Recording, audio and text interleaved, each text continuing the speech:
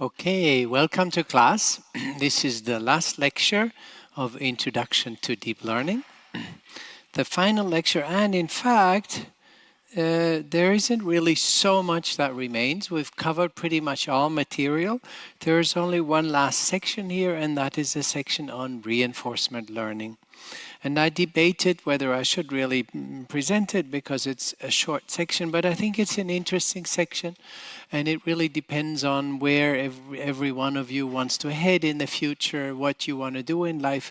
But this is a fascinating research area, and there's a lot of things happening, and so I thought I would present that. So the lecture today will be a little bit shorter than usual since there isn't so much material left. I thought about adding new material, but then I figured that's not fair because in previous semesters there wasn't more content and I didn't want to add more content to the lecture. I think it's already a fairly dense lecture, and so I will cover this part and then I will summarize the lecture. But much like we did in the previous sections of this chapter for the GANs and the diffusion, I gave you the high-level ideas of what the ideas are without delving too much into detail. And here's the same. The topic of reinforcement learning is a very broad topic. There's a lot of things happening, and I will very much scratch the surface here of what's been happening there. And it could be, as I said, interesting for some of you if you want to delve in deeper. Maybe to put this into perspective with what we've learned about in this class, we've talked about learning, we've talked about different learning paradigms, and what we focused on very much in this lecture was the topic of supervised learning.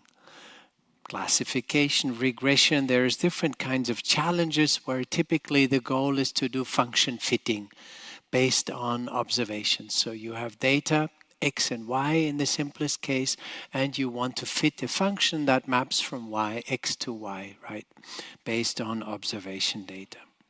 So some mapping that maps the input to some label space, and that label could be could be a number, could be a segmentation of an image, could be many things. But typically you have training data, meaning you have data for which you know the ground truth, and then you fit a function to it using a loss function, using this whole framework of backpropagation learning, etc. There is another line. We touched on it every now and then in class, and this is the field of what's called unsupervised learning. For example, clustering is a prototypical case where you have data and you want to somehow group it into clusters, but you don't have any ground truth. All you have is the data itself. So it's data, but it's not labeled. That's the big difference. And one should say, these are prototypical examples, supervised, unsupervised. There is a whole spectrum out there of, semi-supervised learning approaches where maybe some of the data you have is labeled and some of the data is not labeled. That's one of the most common cases in the real world. For example, in medical, labeling is hard to get because you need the expert in the loop, the medical expert, and they are expensive, right? If you ever want a well-paid job, traditionally people would go into medicine, and so, doctors are. Nowadays, if you want a well-paid job, you'd rather go into AI. That's a different story, though. But anyway, so that means labeled data in medical is hard to get, but data can be often easier to get, because you can maybe scan lots of patients, and then you get data, but it's not labeled. And then you get into this field of semi-supervised learning, which is somewhere in between. So it's a mix of clustering and classification, for example, that you may want to aim for. And then there's active learning as well. There's lifelong learning, and there's a zoo of different learning paradigms that people pursue. I don't want to go into all of them, but here there's one. It's called reinforcement learning. This one on the right, and here typically you learn. And what basically motivates this whole field is the concept of robots that move around in our world. And these robots, they typically acquire data of the world, but by nature it's sequential data. They will have a camera and over time record things, observe things, and typical for robots is they will interact with the world. And so you learn by interacting with your environment. That's kind of the driving paradigm behind reinforcement learning. And you could think of a robot, but much alike you can think of a little child moving through the world and learning from interactions. And the challenge is, how can you train a machine to do well, to interact well in the world? And what does that mean? Well, it means typically there must be some goal, otherwise the whole thing is pointless. And people, humans spend half their lifetime wondering what the goal is, right? You may not have figured it out yet. I'm not sure I have, but ideally you're going to have some goal in life, right? And that drives everything. One example, and that's where reinforcement learning became super popular, is the example of playing a game. In a game, you have a goal. You want to win. I mean, there are games where the goal is not to win. Sometimes I wonder how useful these games are.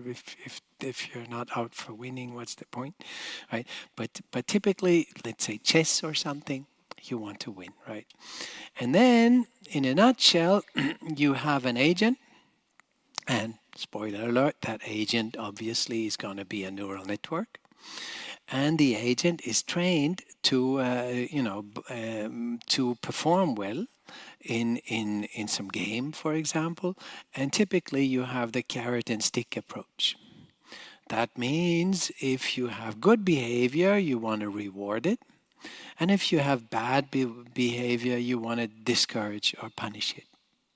And then in that way, you kind of train an agent to, by enforcing good behavior so that it behaves properly. That's often easier said than done. If you like chess playing, you'll know it's not so easy to learn it. And I've seen not so many people in the world end up learning chess. And one of the difficulties in chess I've noticed is there's no immediate reward. You move a piece, you don't know, was that good, was it not good? And typically no one tells you.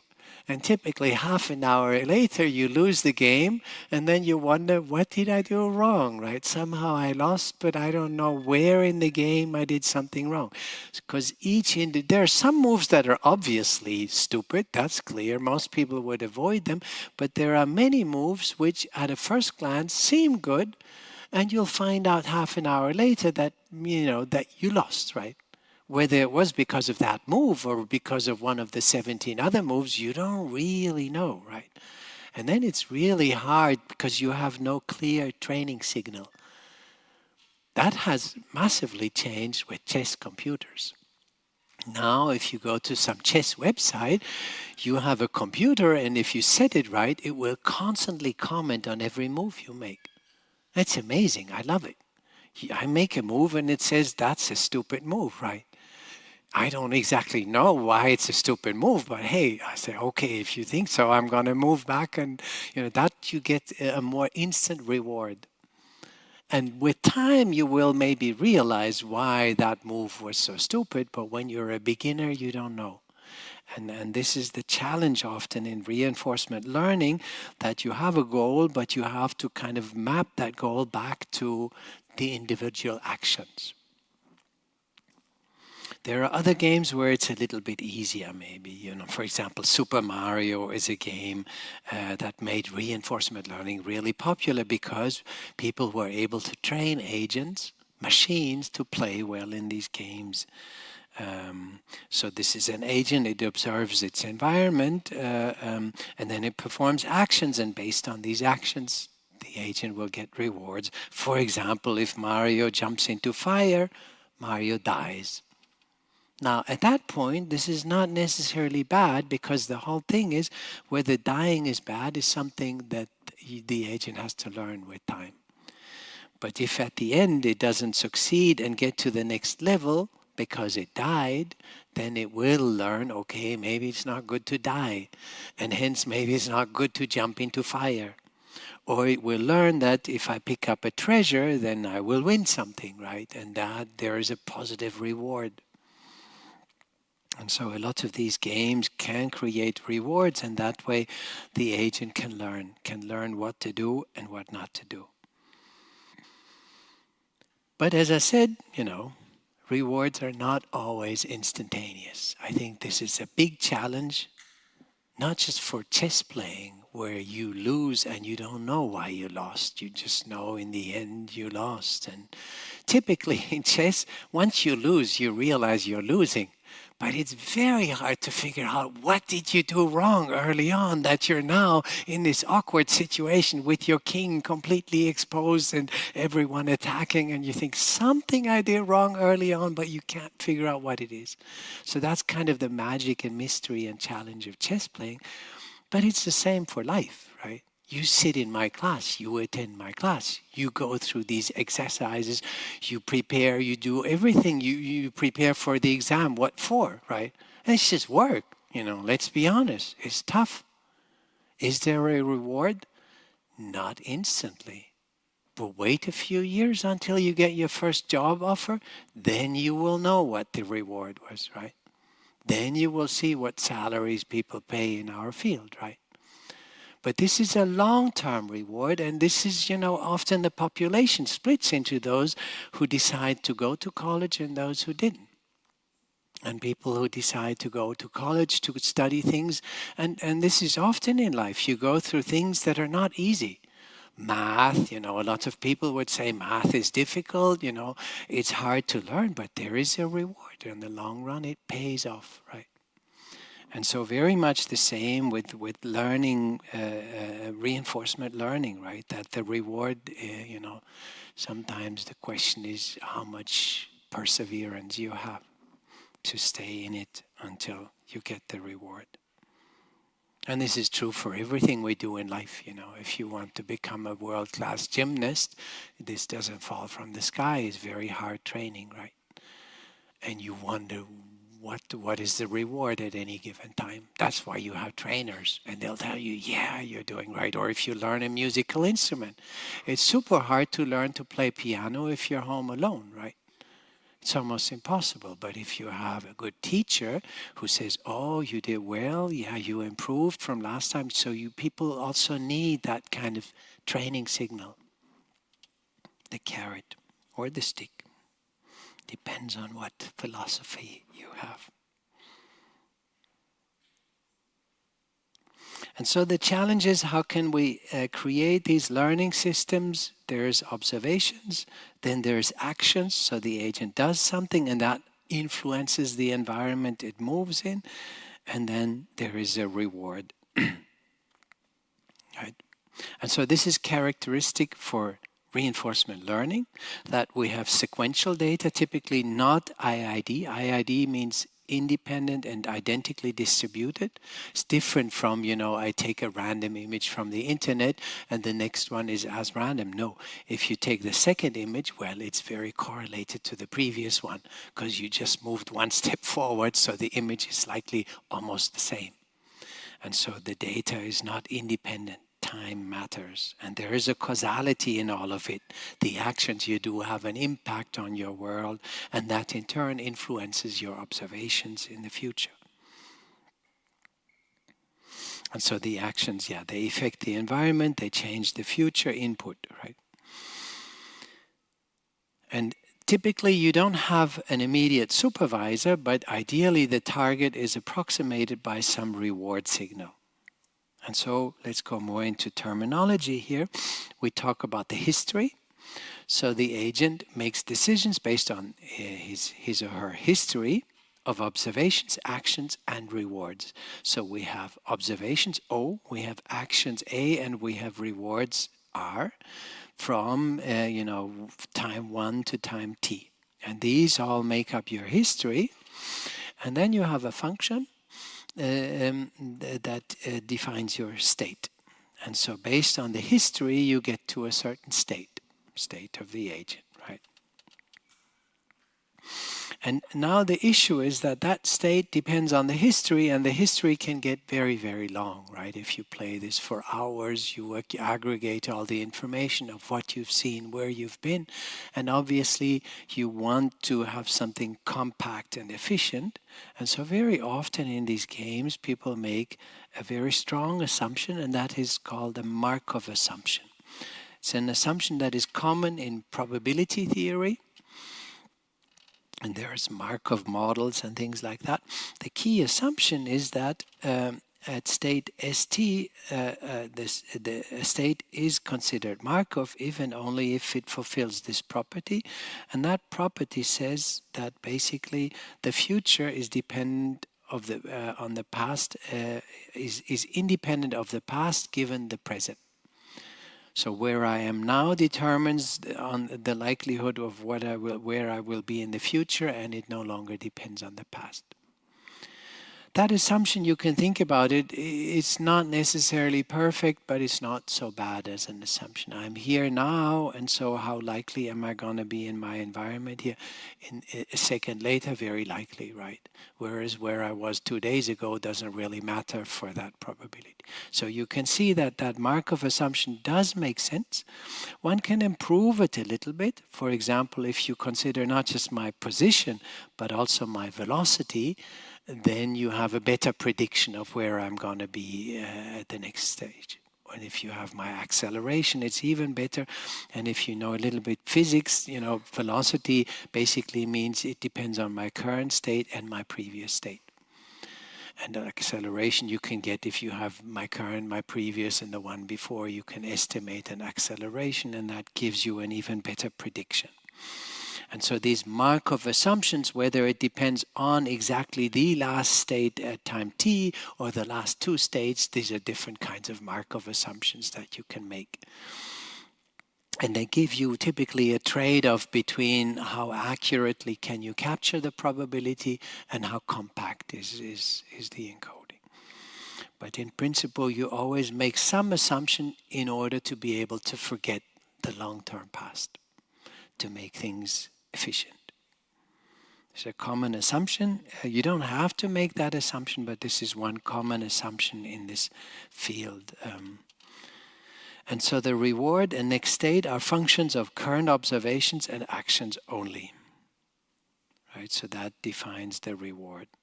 And so you have this agent, you have actions at time t, observations at time t, and rewards at time t.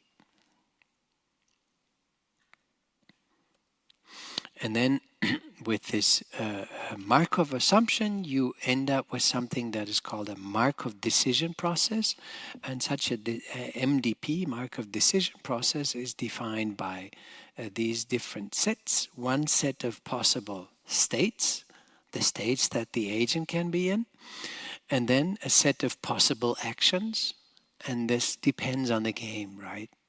In chess, you move pieces as actions. In Mario, you can move forward, left, right, backwards, maybe up and down if it's in 3D, right? And so there's a certain set of actions at any given time, and what actions you can do depends on where you are. If you're in free space, you can move in all directions.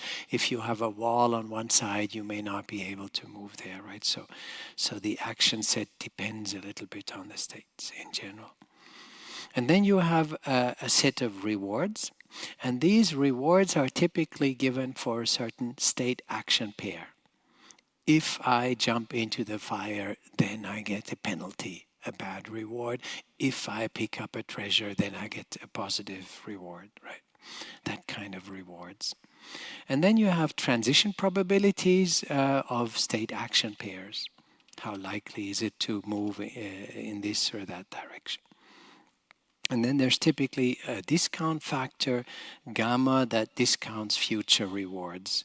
So that kind of captures what is the long-term effect of my actions, like a horizon effect. And then the components of a reinforcement learning agent are twofold. There is a policy, and that's the behavior of the agent that is modeled with this policy, mapping from state to actions. Given this state, what should be my preferred action, right? And this is called a policy. And the idea is that you would learn that with time in the game. And then you have a value and Q function that measure how good is a state or a state action pair. You know, how good is it to jump into the fire, for example. And then typically you learn these functions as well. So the agent doesn't come into the world knowing that it's bad to jump into the fire. But what happens if you jump in, every time you do jump into the fire, you die. And every time you die, you don't complete the level. And that is the goal. And so you don't reach your goal, and that trickles back into telling you, okay, maybe I shouldn't jump into the fire. The question is obviously how efficient an agent learns. How often does it have to jump into the fire before it figures out it's not a good idea? And that varies from code to code and from human to human. Some people make the same mistake many times before they realize it's not a clever thing. There's a whole zoo of reinforcement learning algorithms. As I mentioned, reinforcement learning is a big field, and so invariably people have come up with lots of different approaches: policy optimization, Q learning, model learning, and approaches that with a given model. And some of them you may have heard of. DQN was popular, deep Q learning, or AlphaZero was a very popular breakthrough. We don't really have to go into all the different models. It's just showing you that there is a lot of different techniques that people have come up with. And there are some milestones, and one of the major breakthroughs was that about around in the 2010s, so 2013, etc., people advocated that you could play Atari games with a reinforcement agent. And so the games that I grew up with in my childhood, all of a sudden computers could play them. And not just play them, but actually learn them just by trial and error. That's the whole point.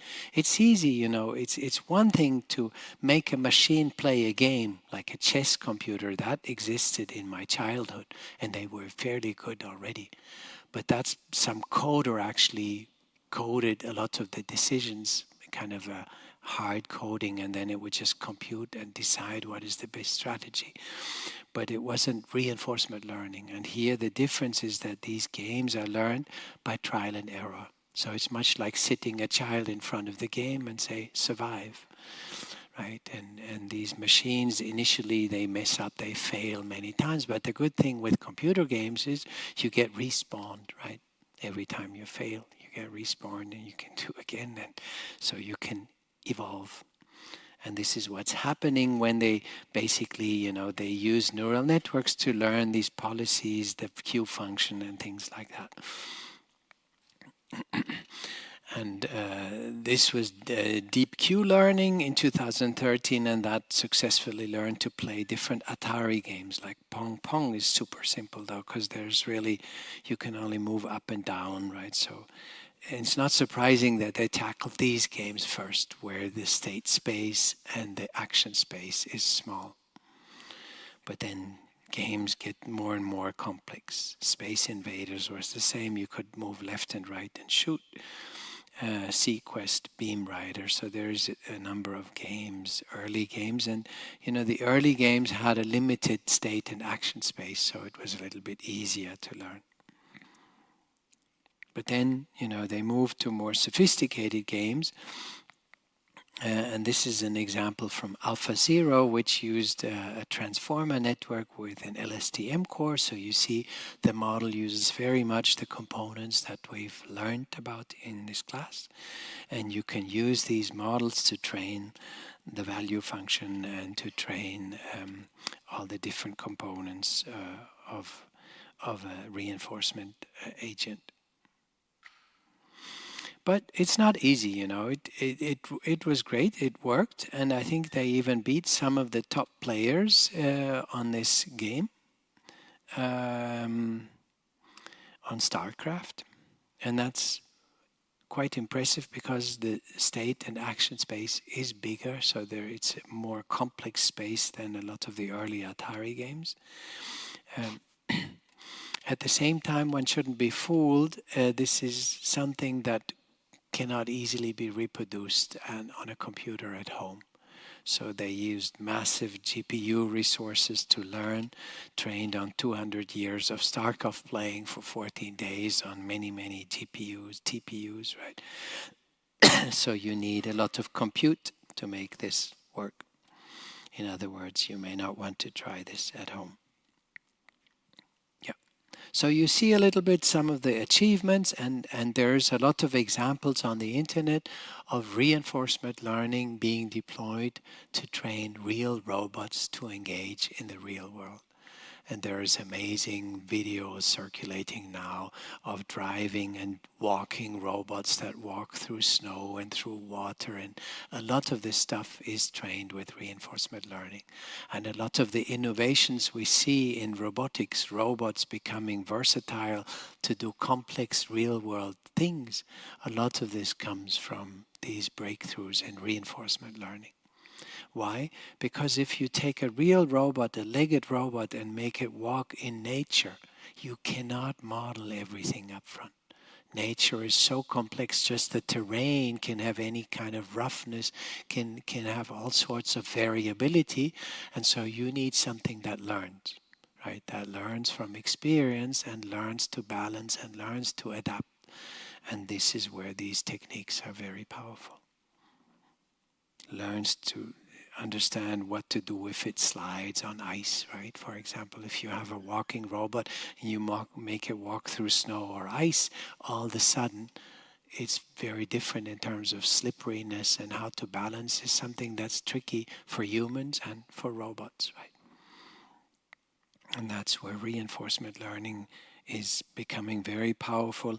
And I believe if we see real robots in our everyday life in the coming years, it's going to be likely because of the breakthroughs in reinforcement learning. And likely because hardware is getting a lot cheaper as well. So, there's now robot dogs that no longer cost $100,000, but only $10,000 or so. And so both of this contributes to the evolution of robotics in our everyday world. But it's very much the key algorithmic challenge is this learning challenge. So that brings me to the end of this lecture, a summary of the class. I hope you've enjoyed the class. I certainly have, and I have learned a lot myself. We talked about the machine learning basics. We talked about unsupervised and supervised learning. We talked about linear versus logistic regression, where the aim is always that you do some form of function fitting, and you can fit, curves through data, or you can try to, if you do logistic regression and move it towards actually classification. And then this whole idea of training, where you have a splitting into training data, validation, and test data, this kind of paradigm to also learn the hyperparameters, to determine the hyperparameters of your models. And one should say all of machine learning is about function approximation. You have data and you want to approximate the world with a function that you learn from this data. And over the decades of machine learning research, people have tried a lot of function approximators, but magically, one could say, deep neural networks have become one of the most versatile and powerful function approximators. They work particularly well because you can not only represent arbitrary functions, but you can somehow devise techniques that enable the machine to actually learn the configurations, the parameters, the weights, so as to best approximate what you observe. And so we went deeper into neural networks, literally speaking, building up networks with different layers, hidden layers, and then the different weights that you have associated in each layer. We learned about gradient descent. We learned about how to do this in this backpropagation learning paradigm, where you make use of the chain rule to propagate the discrepancy of your loss back to your weights, so that You have an information, how does this change of my weight affect my ultimate fit? How does it improve the fit? And which change to the network weights do I have to do in all the different layers in order to achieve a certain function fit? And how we can, based on training samples, find parameters that best approximate the training set. How we can compute gradients, backprop, how to execute all of this on modern GPUs. These are a lot of the things we talked about. Then also these non-linearities that we have inbuilt, the sigmoids, the ReLUs, the leaky ReLU, all the things you see here. Things we talked about. And then we talked about training. Once you've set up your loss function, once you've set up the architecture, how do we train not just gradient descent, but typically stochastic gradient descent to make things more scalable. We talked about different variations with momentum first and second momentum that went into the Adam solver. We saw different solvers that exhibit different properties for your solver. We also talked about regularization, L2, L1 regularization, some of the differences there, that you not only want a low training error, but that you're really interested in a good generalization error. So you want it to work well on the training set, but even more obviously, it should also work on the test and validation set. And we looked at learning curves and how you can tell whether your hyperparameters, the learning rates, things like that are properly set, so that you get a good decay in learning rate, that you don't get any oscillations, that we avoid overfitting, things like that, by regularization or by dropout. So we learned all of these things. And then we talked about different network architectures that are common. One of the most common and breakthrough architectures was the convolutional neural networks that really did excellent performance on things like ImageNet, and that are still some of the most powerful. Often nowadays people talk about diffusion, right, and generative AI. You look under the hood of diffusion, what do you find? A UNet, a convolutional network. That's what people use to train the diffusion, right, to train this diffusion process. So it's still CNNs very much today. And then we learned about autoencoders, where you have this latent space, an encoder and a decoder, and how that can be used to do generative AI, at least in a basic version. Then we talked about improvements, the variational autoencoder, where you use an autoencoder architecture, but you have this constraint that you try to capture the model, the distribution of your input samples in the latent space, and make sure that when you generate, you sample from that distribution, and we saw that gives much better generative power. Then we moved more into generative adversarial networks as a more powerful technique to generate real-world imagery. We talked about diffusion as well. We talked about reinforcement learning and sequential data processing. We talked about LSTMs and transformers. We also talked about graph neural networks, a very hot topic where the aim is to deploy neural networks on unstructured or less structured data. Data that's not necessarily an image, but maybe a molecule or maybe a social network or whatever else you might have.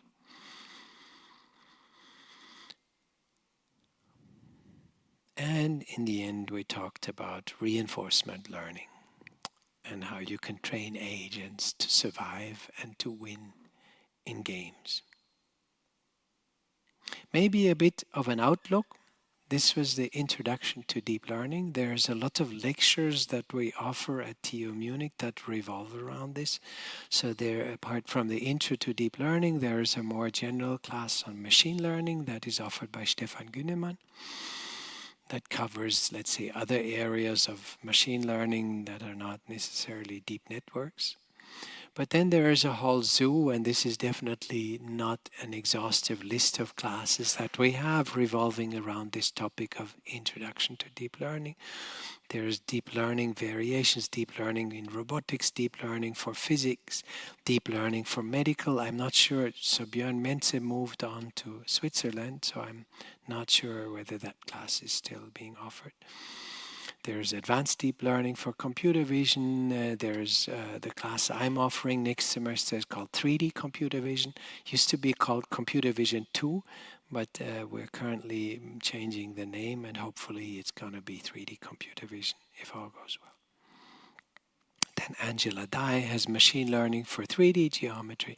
So there's an abundance of classes that you can delve into that give you hopefully a bit of a deeper understanding of things. And that would then lead up to potentially student projects. We're always interested in finding Hiwi students. If you're interested, you should reach out. So for 3D computer vision, scene understanding, scene reconstruction, and very much using deep neural networks. And we're also always interested in master student candidates.